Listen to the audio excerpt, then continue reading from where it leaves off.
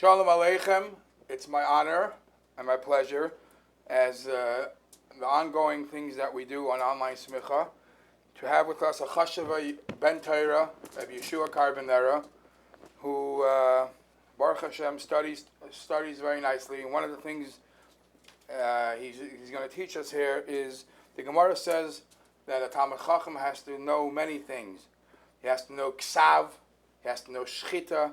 If you're stuck out there in the boondocks and you're hungry, how are you going to know how to do shchita, malicha, these type of things?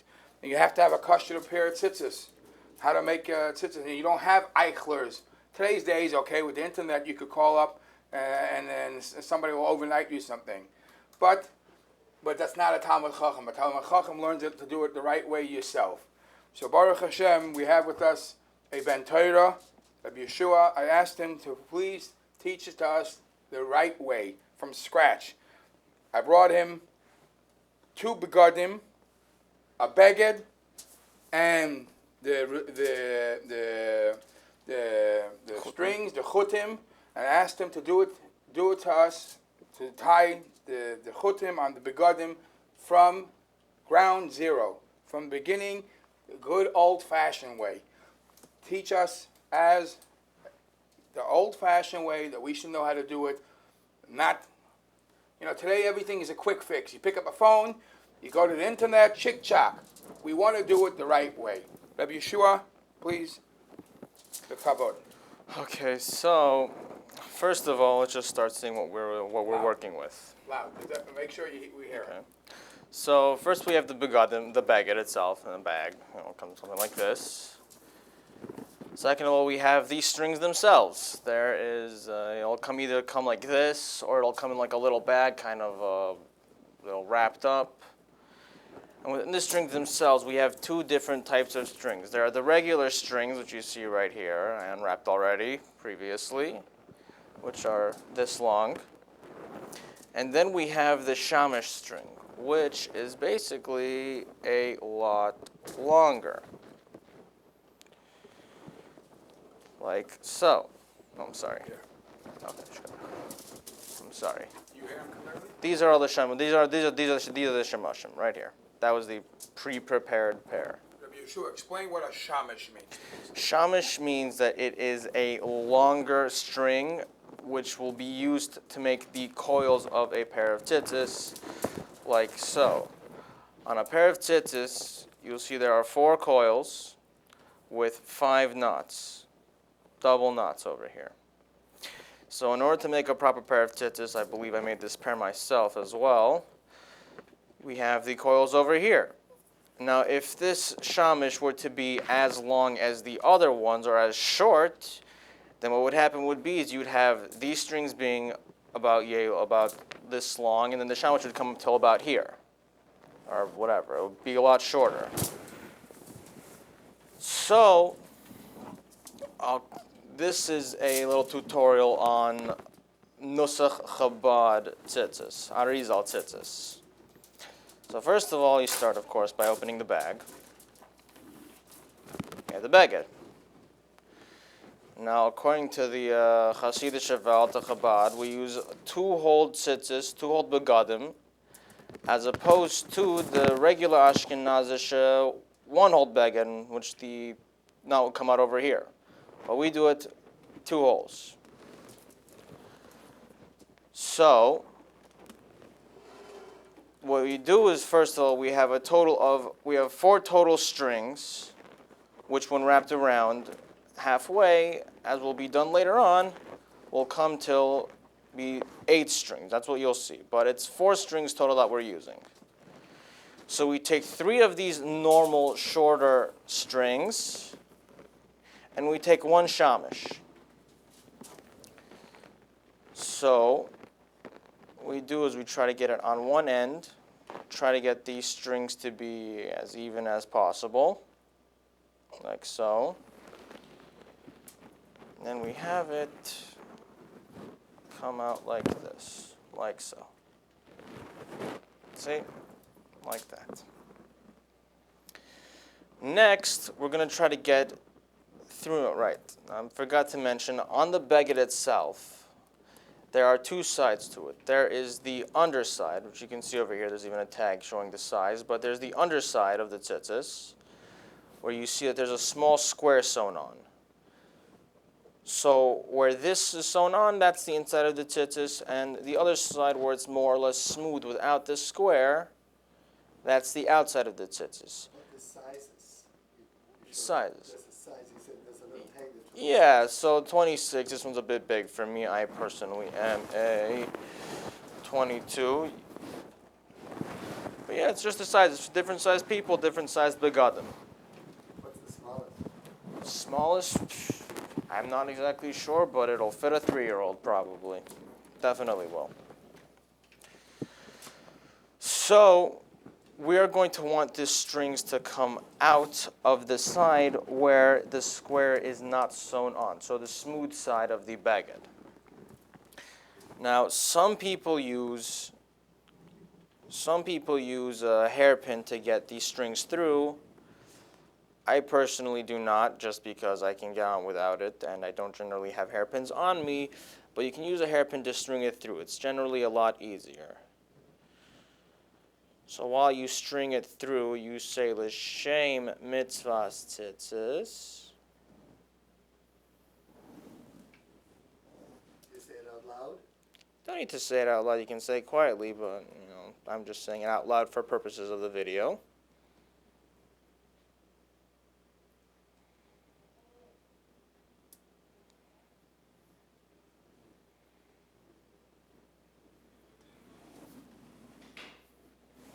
Yeah. Okay. Now, fine. We have strung it through. You have put the strings through the baguette. Just gonna make sure everything's straight. And at this point, you're going to want to make sure that the strings are actually a little bit less even, like this. Make sure that one side comes a little bit higher than the other. Because over here now what we're going to do is we're going to start making the knots. Now the way the knots work is you have one side come out like this, like so. Then another side come out like this.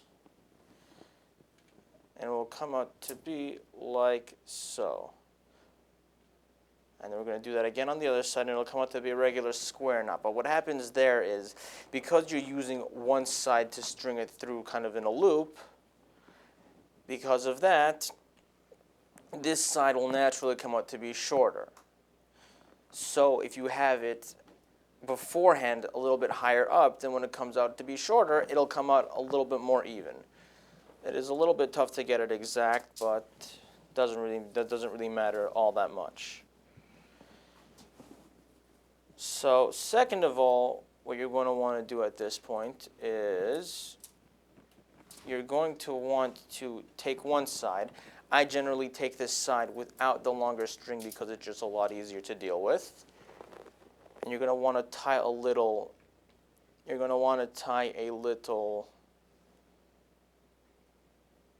loop around over here, a loop around one side of the strings, like so.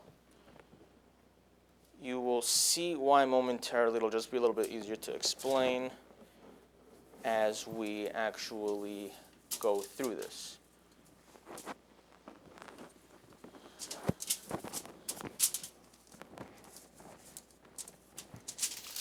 So, it's a bit long. Okay, there we go. Okay, next.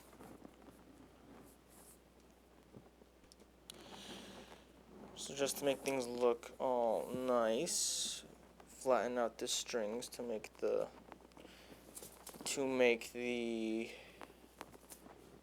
look a little bit more professional looking.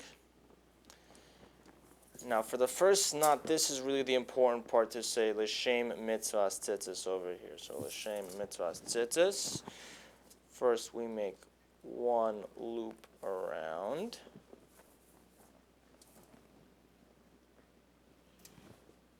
Tie it nice and tight. Then we make a second loop around.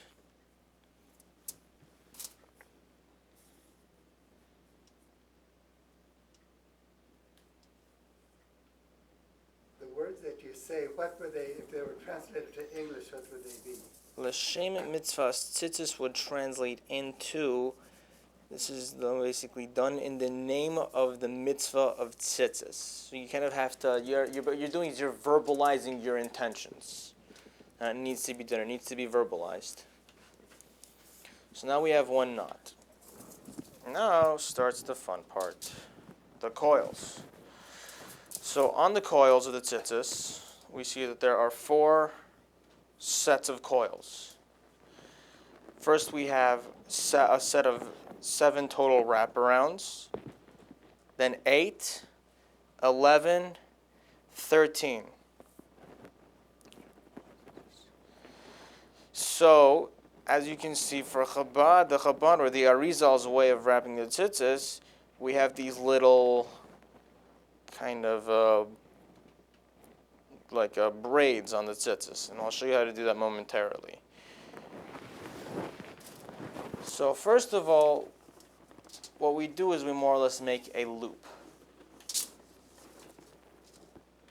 We take 7 of the strings, we separate the shamish, right, the longer string which we had put in earlier, and you make sort of a loop like so. Just hold it down like that, make a loop.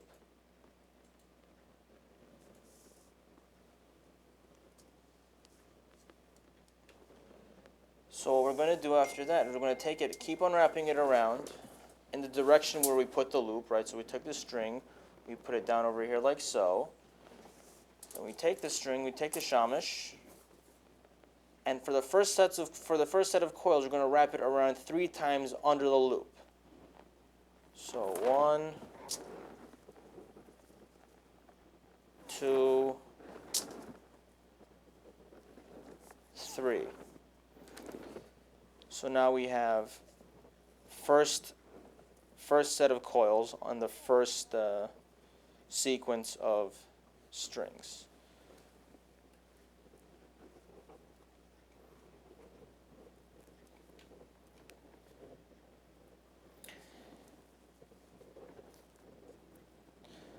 Now we have the next sequence. Again, another 3. Do you need any special kavana? The shameless You said that? Yeah, I did. Just reminding you. Mm-hmm. Of course. Another 3. Now again, wrap it up. Like pull it. Okay, pull it tightly now.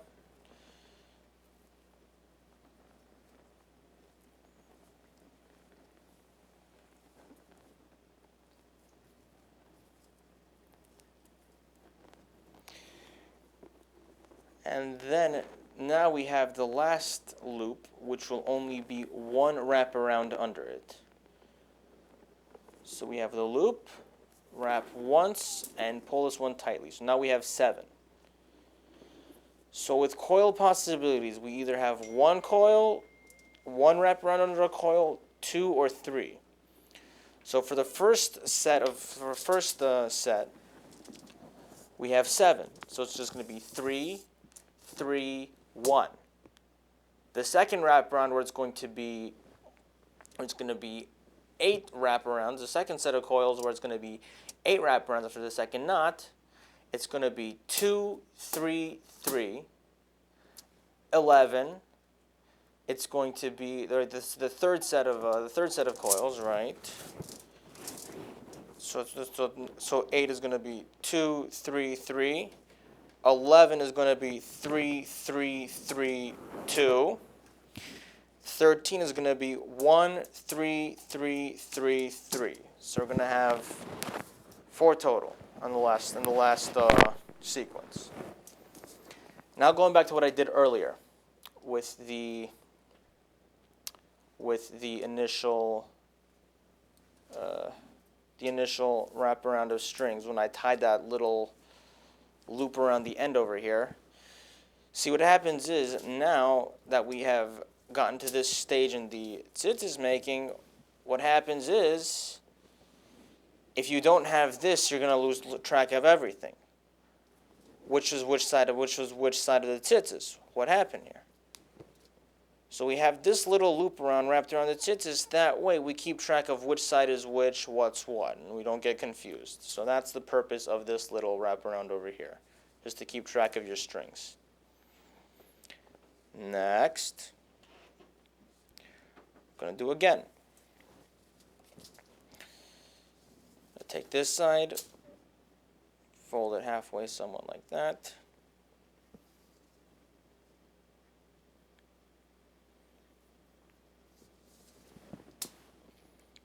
Again, so use the longer side, which I had made a little bit longer than the other, to do the actual loop motion on the knot. That way, it'll begin to shorten. Again, like so.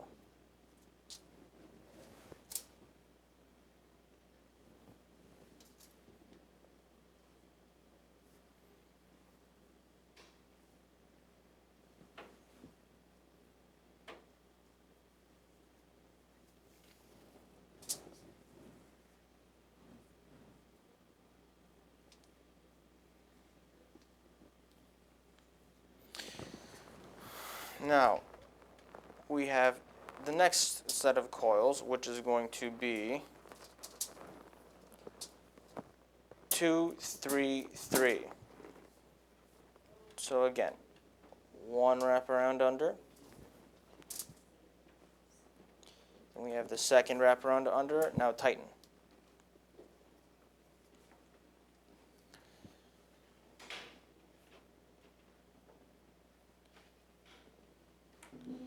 So a good easy way to remember which the sequence over here is the first set of strings, the first set of coils starts off with the 3s.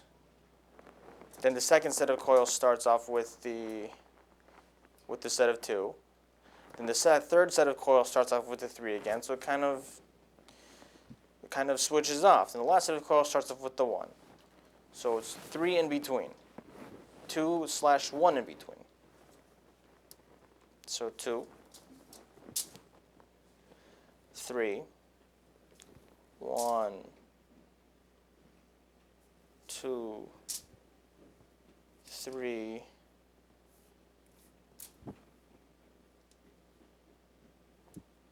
make sure that the coils are nice and tight.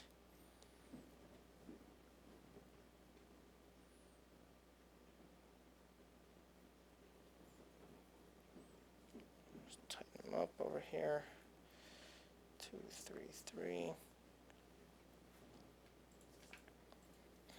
Now 3, 3, 3. There we go.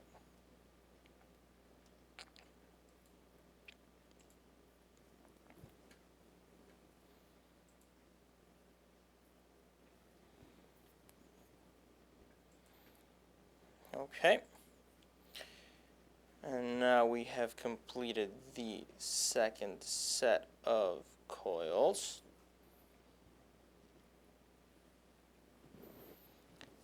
Fine, now we have 7, now we have 8.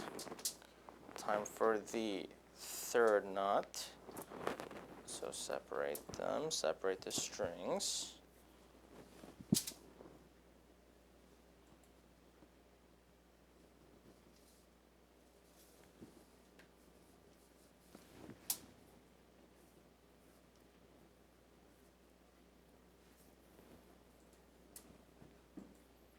Tie the second knot, third knot, I'm sorry.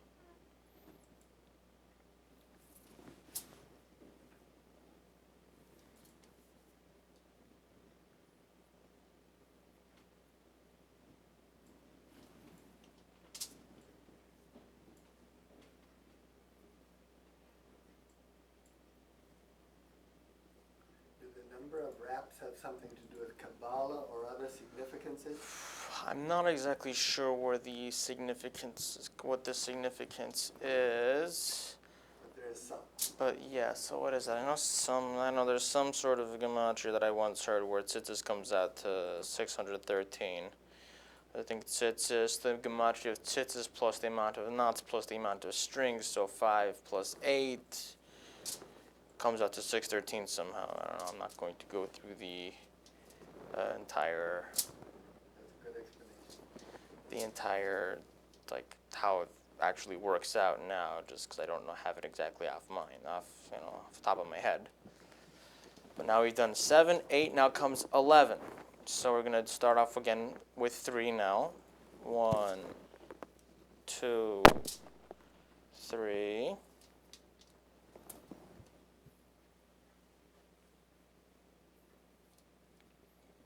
So now we have 3 of the 11.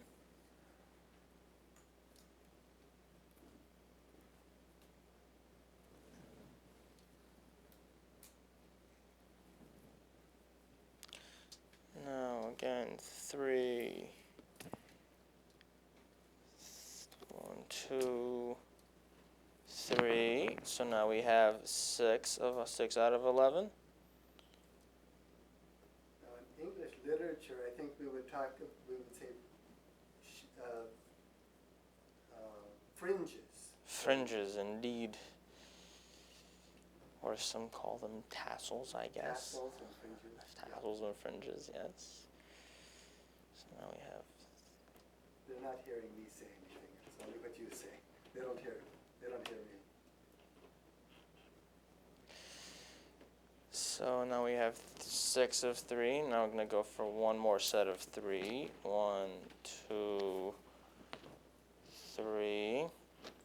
So we have 9 now.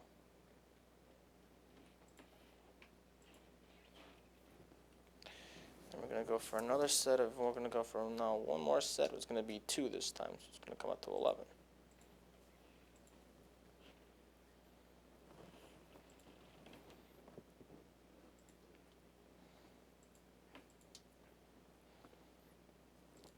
So 9. So now we have 9. Now last set. 2, 1, 2. So now we have 11. So that finishes up the third set of coils.